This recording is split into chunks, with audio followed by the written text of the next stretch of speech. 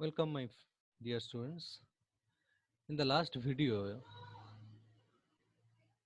we have stopped here in this slide the other covalence modifications like carboxylation, lipidation, biotinylation, acetylation. So now we will discuss about the next issues of post-translational modification, that is nothing but the protein degradation. So protein are the defective, for example, the defective protein, for example, misfolded protein or distinct or rapid turnover of often marked as destruction by UBI ubiquitination, the attachment of chain of a small, highly conserved protein is called ubiquitin. Is very important in the part of protein degradation. Okay, so ubiquitin is nothing but the attachment of defective protein, and defective protein are nothing but the misfolded or due to the rapid turnover the amino acid chain and attachment highly conserved protein. This is called ubiquitin.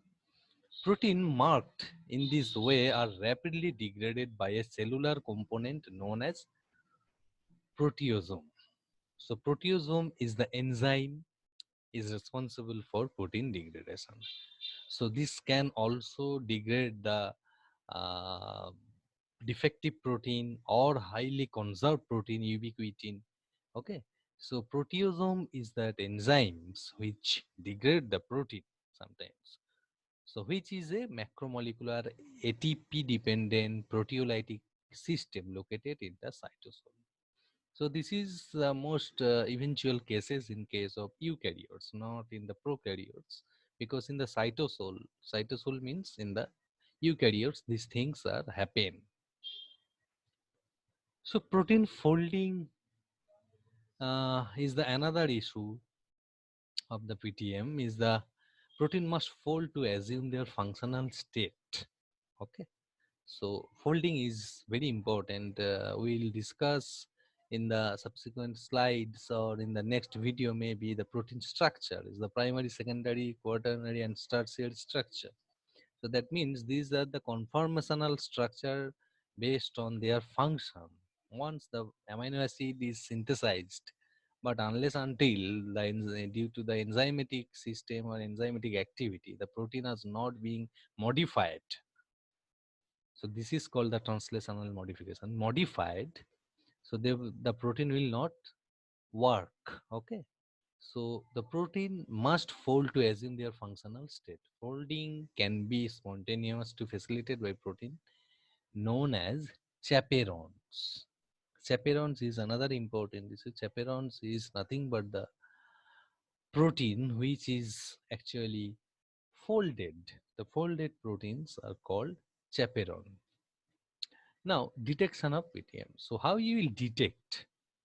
So whether your synthesized amino acid are not modified or already modified, so you have to detect, you need to detect. Okay, so there are some process by which you can detect your synthesized amino acid polypeptide chains is modified or not.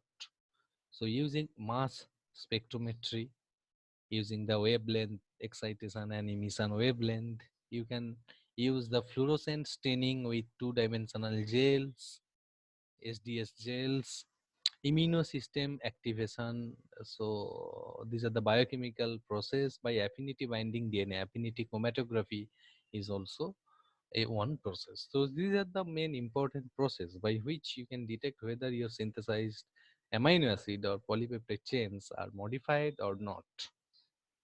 So mind it, modification is very important to work properly, okay, of the protein. So there are some pictures that had already shown to detection of um, PTM protein by different methods. So suppose this is a histone, is the alkaline protein. Okay, the histone is the alkaline protein. If it is modified, then after fluorescent imaging, these are the probe is attached. Then you run in the gel. You can see in the gel pictures these proteins are fluorescing. Means these are modified. If this fluorescent does not comes in the gel, that means you have to claim these proteins are not modified. You need some modification for further role in the body. Okay. So now we're at the last issues of importance of PTM.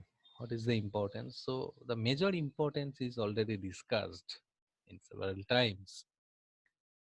Major importance is unless until the proteins are being modified, they will not start functioning. Okay, so you need modification of your synthesized amino acid or polypeptide chain so that the protein can work in the body. Okay, so what are the importance is or actually pointed out here. The PTM of protein which are not gene template based can regulate the protein function. See, here is the function by causing changes the protein activity, their cellular location, and dynamic interaction with the other proteins. That means it's all about the function.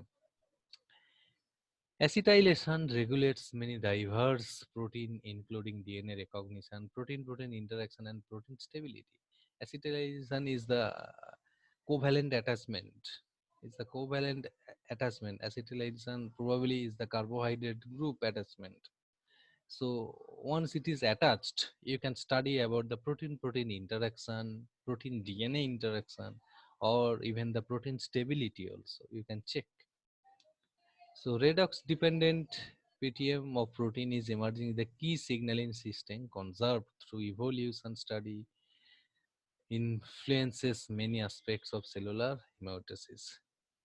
So in the evaluation study or homeostasis study, redox dependent protein, redox is the probe you can attach to your protein to study about the evolution.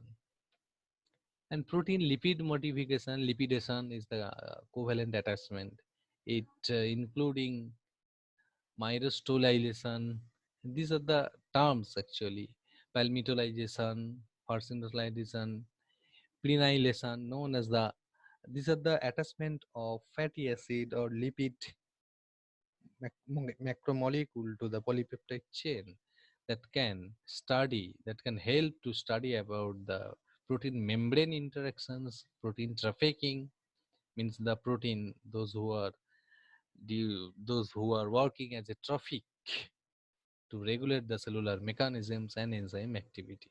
Okay, so these are all about the post translational modification. I request you, I advise you to watch this video repeatedly and pause it and write down the points in your notebook, and it will help you. Thank you for watching. Thank you.